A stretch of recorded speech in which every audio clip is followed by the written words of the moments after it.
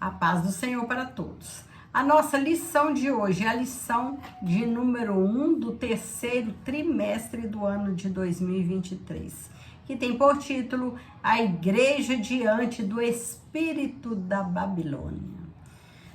O texto áureo que se encontra em Apocalipse 17, versículo 5, nos diz: E na sua testa estava escrito o nome, mistério, a grande Babilônia, a mãe das prostituições e abominações da terra. A verdade prática: a igreja deve resistir ao espírito da Babilônia, presente no cenário atual. Isso deve ser feito por meio do compromisso inegociável com a autoridade da palavra de Deus.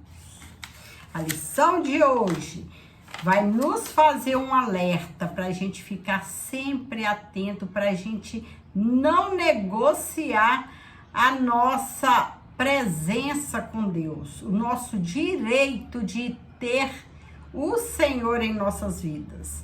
Trocar Deus pelas coisas do mundo, que seja o dinheiro, que seja a riqueza, que chega a ser, que pode ser outros deuses. Então, nós temos que ser muito vigilantes, que no mundo atual está havendo muitas coisas ruins querendo nos derrubar. O inimigo está nos oferecendo bandejas e bandejas de coisas mundanas, para a gente trocar esse direito de morar no céu, para trocar esse direito, essa convivência, essa comunhão que nós temos com o nosso Senhor, que é a coisa mais importante que nós temos nessa vida. O Apocalipse é a revelação de Jesus Cristo, cujo propósito é mostrar as coisas que brevemente devem acontecer. Por ser de natureza escatológica, o livro não é de fácil interpretação. Por isso, convém esclarecer que nesta lição não se pretende identificar Babilônia literal, nem listar os eventos da grande tribulação. Nosso objetivo nessa lição é alertar a igreja, alertar cada um acerca dos aspectos gerais do espírito da Babilônia, presente no cenário global em que vivemos. Alertar a igreja, alertar cada um dos perigos que está ao nosso redor, que está querendo nos tragar. Babilônia e seus significados. Primeiro significado da Babilônia: a grande prostituta. A personagem é apresentada como a grande meretriz com a qual os reis da terra se prostituíram. Apocalipse 17, versículo 1 e 2.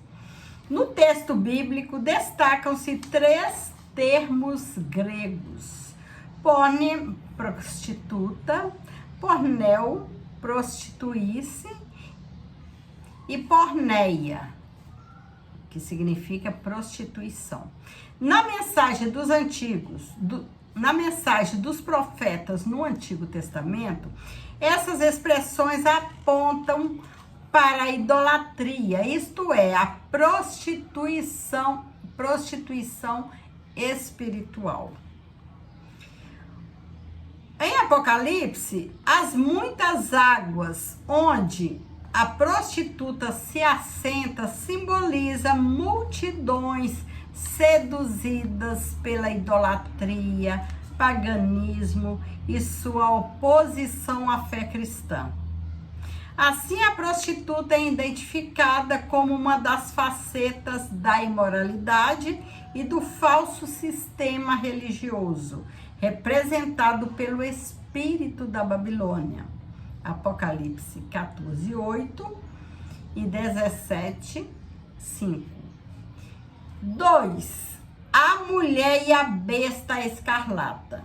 A mulher montada sobre a besta é descrição da grande prostituta. Ela se veste de púrpura e de escarlata. Apocalipse 17, 4a. O que significa reinado e luxo? Mateus 27, 8. Marcos 15, 17 e Lucas 16, 19. Ela também se adorna com ouro, pedra preciosa e pérolas. Apocalipse 17, 4b. O que sinaliza o materialismo e o poder econômico. O cálice em sua mão diz respeito às abominações e às imundícies da sua prostituição. Apocalipse 17, 4c. O que representa toda a forma obscena e impura de contaminação moral e espiritual da sociedade. A fera na qual a mulher está montada é a besta que saiu do mar, como está escrito lá em Apocalipse 13, 1. Trata-se do anticristo, que pelo poder de Satanás faz oposição a Jesus. 2 Tessalonicenses, capítulo 2, versículo 4, 9 e 10. Ele profere blasfêmias em consciente repousa ao senhorio de Cristo. Apocalipse 13, 6, 17, 3b. Suas 7 cabeças e 10 chifres simbolizam os poderes do mundo e a sua força política. Apocalipse 17, 3c, 10, 12. A união entre o cavaleiro, mulher e a montaria, a besta, simboliza a nevasta força do sistema religioso, econômico e político do espírito da Babilônia. Terceiro significado, mistério, a grande Babilônia. Na sequência da revelação, o nome da prostituta é desvendado. Mistério, a grande Babilônia. Apocalipse 17, versículo 5a. O termo mistério indica que o nome Babilônia não é meramente um nome geográfico, mas um nome simbólico. Babilônia é descrita como grande porque é poderosa e de vasto alcance. Refere-se à mãe das prostituições e abominações da terra. Apocalipse 17, 5b. Ela é a mentora de toda a rebelião contra Deus e a consequente depravação da sociedade. Babilônia é a responsável pelo assassinato dos santos e das testemunhas de Jesus. Apocalipse 17, 6a. Simboliza o espírito de perseguição e a desconstrução da fé bíblica. Não se trata apenas de uma cultura sem Deus, mas de uma cultura contra Deus. Assim, o espírito da Babilônia é um sistema global deliberadamente anticristão. O espírito da Babilônia representa uma cultura que é completamente contra Deus. O espírito da Babilônia. No sistema religioso, o espírito da Babilônia faz com que as pessoas sejam seduzidas pela prostituição espiritual. Apocalipse 17, 2. Nesse sentido, o culto ao ego torna o ser humano amante de si mesmo, do dinheiro e dos deleites. 2 Timóteo, capítulo 3, versículo 2 ao 4. Além disso, o argumento de liberdade estimula a devassidão por meio de afrouxamento da moral. 2 Pedro, capítulo 2, 19. O ecumenismo doutrinário provoca a erosão da fé bíblica. Gálatas 1, versículos 6 e 8. O relativismo rejeita a doutrina dos apóstolos e a autoridade bíblica. 2 Timóteo 4, 3.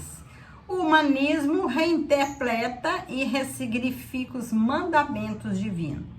2 Pedro 3,16. O sincretismo mistura o sagrado e o profano. 2 Coríntios, capítulo 6, versículo 16 e 17. Assim, tudo passa a ser permitido e a verdade é desconstruída. 2 Timóteo 3,7. Em consequência disso, a igreja verdadeira é brutalmente perseguida. Mateus 24, 9. No sistema político e cultural, o espírito da Babilônia exerce forte influência na política e na cultura. Mateus 13, 38. E 1 João 5, 19. Pautas progressistas da inversão de valores são impostas em afronta à cultura cristã, tais como apologia ao aborto, ideologia de gênero, legalização das drogas e da prostituição. Logo, o patrulhamento ideológico estigmatiza como fundamentalista quem ousa discordar dessas pautas. Lucas 6, versículo 22. E 1 Pedro 4, 4.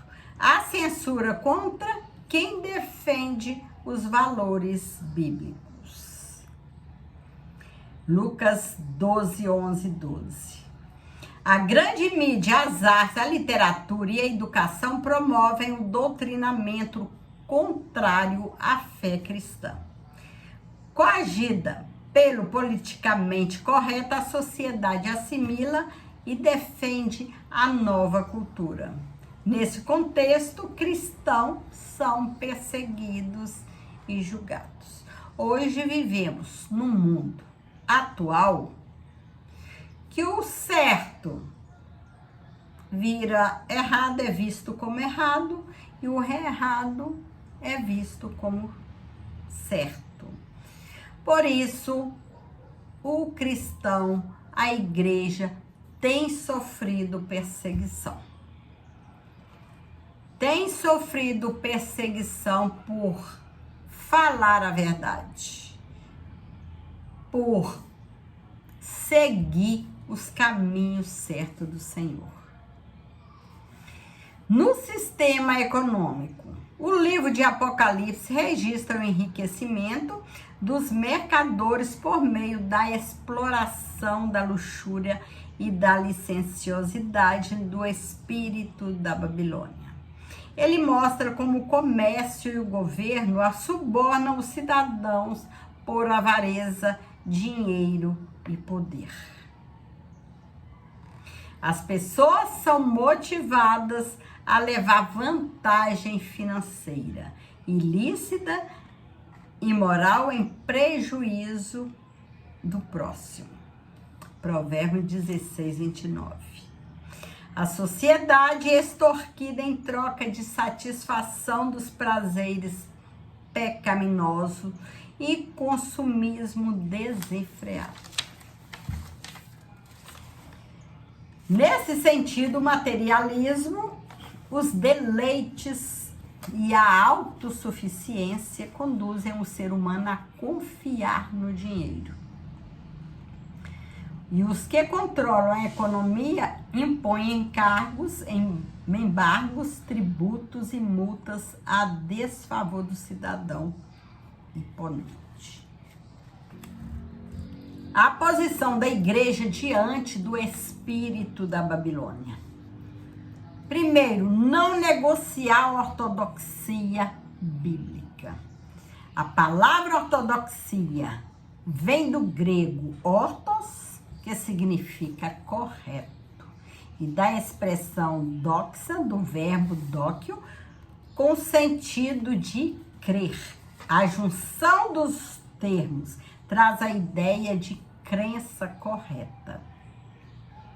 Nesse aspecto, a ortodoxia cristã tem a Bíblia Sagrada como a suprema e inquestionável árbitra em matéria de fé e prática. Por conseguinte, a igreja precisa reafirmar a verdade bíblica como valor universal e imutável.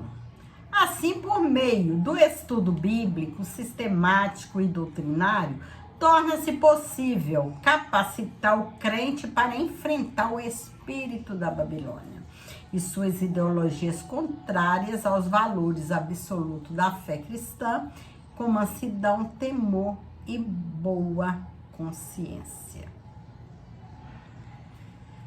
É por isso que o crente, o cristão, ele precisa estar nos estudos bíblicos, precisa estar na escola dominical, ouvindo a palavra de Deus, aprendendo, para saber diferenciar o que é certo, o que é errado, para poder saber o que pode, o que não pode, né? Para frear um pouco, né, para não ficar caindo em tentação, né? Que o mundo hoje está oferecendo muitas coisas ruins. E o cristão, se ele não tiver com a fé bem alicerçada, não tiver nos estudos, em oração, não tiver em jejum, estudo da palavra, vai cair. Por isso que é bom que o crente esteja sempre nos trabalhos da igreja, sempre meditando na palavra de Deus. Formar o caráter de Cristo. O caráter cristão refere-se a uma nova vida, modo de pensar e também um modo de agir daqueles que pertencem a Cristo. Nesse aspecto, torna-se necessário enfatizar que é fruto do Espírito que desenvolve o caráter do salvo. Jesus ensinou que é pelo fruto que se conhece uma árvore. Mateus 12:33. Não por acaso o apóstolo Paulo observa que o melhor antídoto contra o veneno e o jugo do pecado é andar no Espírito. Gálatas 5, versículos 16 e 17. É por isso que o crente precisa sempre se alimentar na palavra do Senhor. A falha na formação moral do caráter produz pseudo-cristãos escravizados pela carne.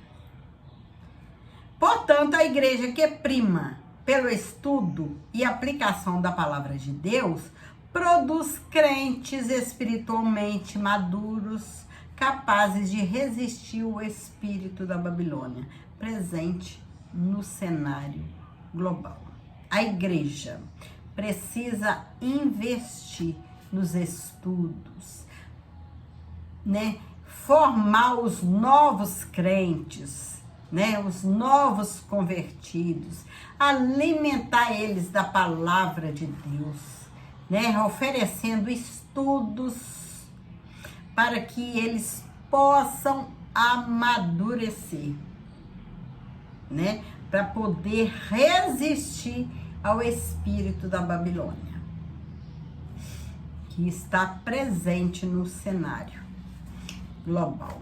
Aguardar a volta de Cristo. A dispensação da graça termina com o arrebatamento da igreja antes da grande tribulação. Acerca dos sinais que precedem a volta de Cristo, destacam-se, né? Tudo que a gente já está vendo hoje em dia. Apostasia, a inversão de valores, né? Como já disse, hoje o certo é visto como errado e o errado é visto como certo. Perseguição, guerras, fomes, pestes e terremotos, né? São acontecimentos que a gente sempre está vendo na televisão, nos noticiários. Diante desses eventos, o cristão é exortado a não viver despercebido, mas esperar o seu Senhor em oração e vigilância, né? Diante desses acontecimentos, o que nos leva a crer que a vinda do nosso Senhor está muito próxima. Que nós cristãos, não vamos ficar despercebidos, né? Vamos ficar sempre atentos, em vigilância, em oração, para não sermos pegos de surpresa. Ainda requer-se do salvo enquanto aguarda a bendita esperança, a renúncia à impiedade, as paixões mundanas e a viver nesse presente século uma vida de autodomínio, integridade e santidade. Enquanto estamos nesse mundo, enquanto o Senhor Jesus não vier, nós temos que lutar, nós temos que renunciar a essas coisas, né? As paixões mundanas, renunciar à impiedade, renunciar às coisas que o mundo nos oferece, né? Os prazeres da carne. Lutar para que a gente não vire amante de nós mesmos, né? Que a gente se sinta tão grande, o nosso ego tão alto, né? Que a gente começa a adorar nós mesmos, né? Que o Senhor nos livra e continue nos guardando, né? A conclusão da lição de hoje: vivemos num período em que o espírito da Babilônia exerce grande influência na sociedade global. Suas ações buscam o completo domínio político, econômico, cultural e religioso em oposição aos valores da fé cristã. O avanço dessas ideologias aponta para a iminente volta de Cristo. Cristo está voltando. Vamos ficar mais vigilantes, orar mais, vigiar mais. Nesse interlúdio, é dever da igreja oferecer resistência ao mal. E essa resistência nós vamos conseguir em oração, em jejum, estudando a palavra, meditando. É com a ajuda do Espírito Santo que nós vamos ter condições de resistir ao mal quando chegar perto de nós.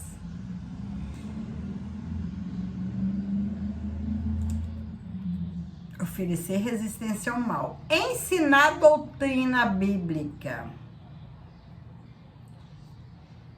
Formar o caráter dos discípulos, né?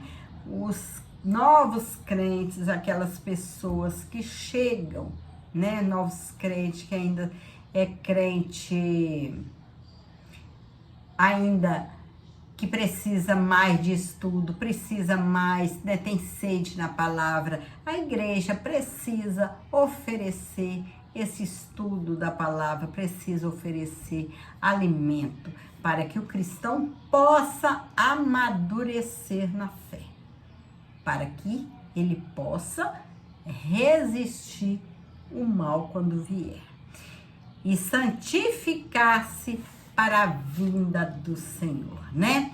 A cada dia, né? A gente tem que santificar, morrer para alguma coisa que a gente faz, alguma falha que nos impede de encontrar com o nosso Senhor. Santificando a nossa vida a cada dia, porque o Senhor está chegando. Que o Senhor possa continuar nos abençoando. E essa lição maravilhosa, que nos alerta, né? Que nos ensina como enfrentar o mal quando ele chega, né? Que é com jejum, que oração, é estudo da palavra, é estarmos espiritualmente fortalecidos. Jesus está à porta. Vamos continuar vigilantes em oração. Fique com Jesus. Deus abençoe.